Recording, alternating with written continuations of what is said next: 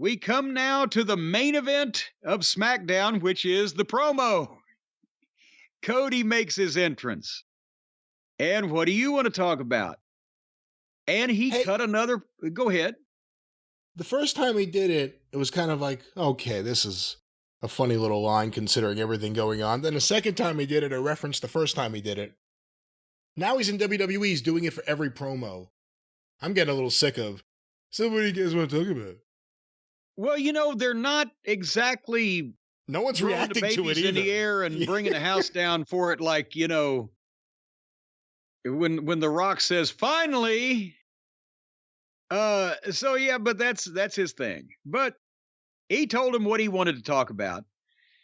He did a good promo again, promoted the big match, rah-rahed the fans, did some Tupac lyrics. He stopped before he said he would go into the stuff that was too adult for Fox. I've never heard a Tupac song, so I can't comment on that. I loved the line where he said Roman Reigns was an 11-year multi-million-dollar investment that didn't pay off till year 8. That was pretty fucking stiff. And he, you know, was introducing himself as the next champion. And at WrestleMania, I'm going to finish. And he started to say my story. And then Roman's music hits. And Roman does his 3-minute entrance. And then they had the face-off. And Roman started to do his... you know, deal, hey, LA, acknowledge me. But no, he's, wait, I don't care about them. It's your turn. Cody Rhodes, acknowledge me. And then he dropped the microphone. They went face to face. Roman lifted the belt up and they went off the air. So what do you think happened after that? Did they get out of the ring? Did they fight? Did they fight all the way until WrestleMania? What happened? I don't think they did. I think they got out of the ring because, again, it was...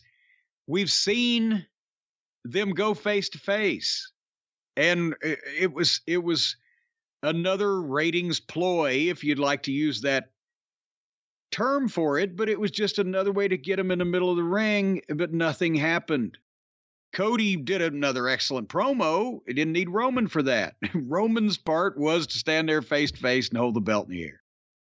And then I guess once they went off the air, there was some type of awkward why yada, and then they left. But this was pretty much just a refresher show the night before. Did I miss anything in that last segment? No, I don't think so. Is that what you think this should be, the night before night 1 of WrestleMania? Well, yes, it should be. I mean, you can't shoot a major angle that you expect to get, you know, any play or have any impact 24 hours before the fucking show, because then by the time that people would have time to hear about it, sink in, see it, talk about it, refresh it, relive it, it's gone. But, you know, at the same time, they do it so much. Just let's get the participants in the ring together with each other in some fashion, even if absolutely nothing happens. And I'm not saying something should happen every time.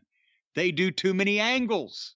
That's why many of them don't register. But I'm saying you can't have your cake and eat it too, in terms of if you have the participants in a big match that you're trying to sell, a big premium live event, whatever, if you have the participants together on TV every week, being able to advertise that may help the ratings, but you can't have them fight constantly or fight every time, or it takes the edge off the match.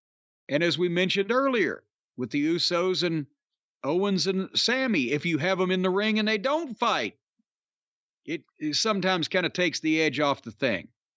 They all should be represented on the show, but you can't have them interact just every week unless you're doing something to further things along. Because then people say, well, they say they're going to be face to face, but the last time the one guy held the belt up and the other guy stood and glared at him and nothing happened. So then you're kind of losing your credibility when you advertise that. You tease them, and if they know that nothing happens more often than not.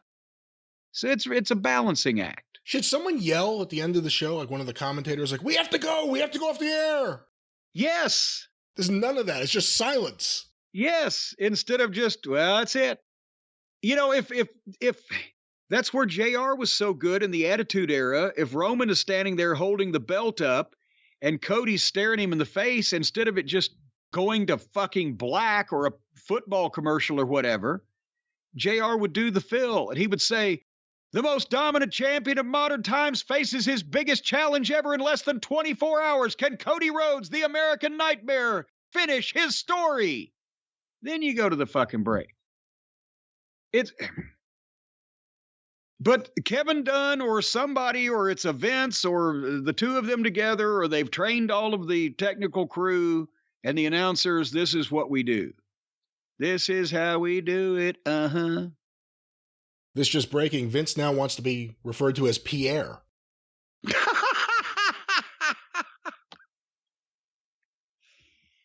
And he is so lucky. He is so lucky. Lucky Pierre.